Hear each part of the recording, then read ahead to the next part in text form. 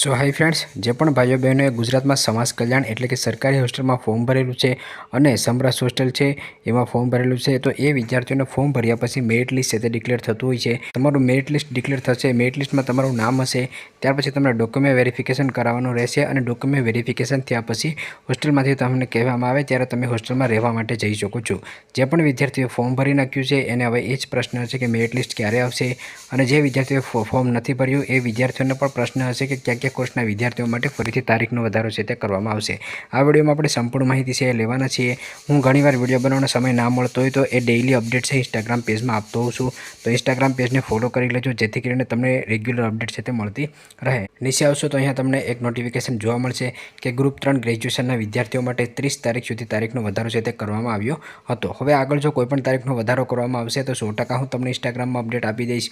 પરંતુ હવે આપણે મેરિટ લિસ્ટની ચર્ચા કરી લઈએ. તો ગયા વર્ષની વાત કરું તો ગયા વર્ષે જે મેરિટ લિસ્ટ છે એ તમારું 15 જુલાઈના દિવસે ડિક્લેર કરવામાં આવ્યું હતું. આમાં કોઈ પણ ફિક્સ ડેટ હોતી નથી કે આ તારીખના દિવસે જ ડિક્લેર કરવામાં આવે, પરંતુ આજે 1 જુલાઈ થઈ છે તો 1 જુલાઈથી લઈ અને 20 જુલાઈની વચ્ચે ગમે ત્યારે તમારું મેરિટ લિસ્ટ છે તે ડિક્લેર થઈ શકે છે. મેરિટ લિસ્ટ ડિક્લેર થશે એટલે 100% હું તમને ઇન્સ્ટાગ્રામ પેજમાં અને યુટ્યુબમાં વિડીયો બનાવીને અપડેટ છે તે આપી દઈશ. ગયા વર્ષની વાત કરું તો 15 જુલાઈના દિવસે મેરિટ લિસ્ટ છે તે અપડેટ થયું હતું.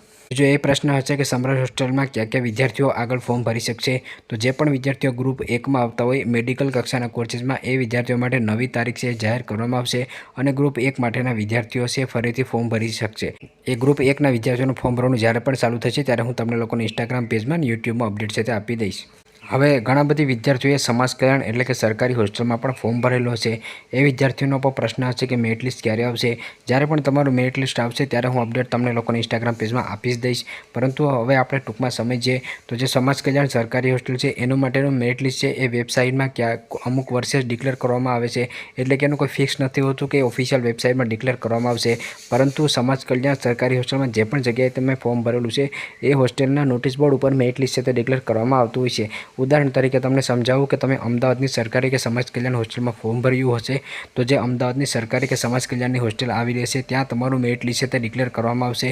તો તમારા કોઈ ફ્રેન્ડ્સ હોય અથવા તો કોઈ સિનિયર વિદ્યાર્થી સાથે કોન્ટેક હોય અથવા તો તમે પોતે રૂબરૂ જઈ શકતા હોય તો એ તમારે કોન્ટેકમાં રહેવું પડશે.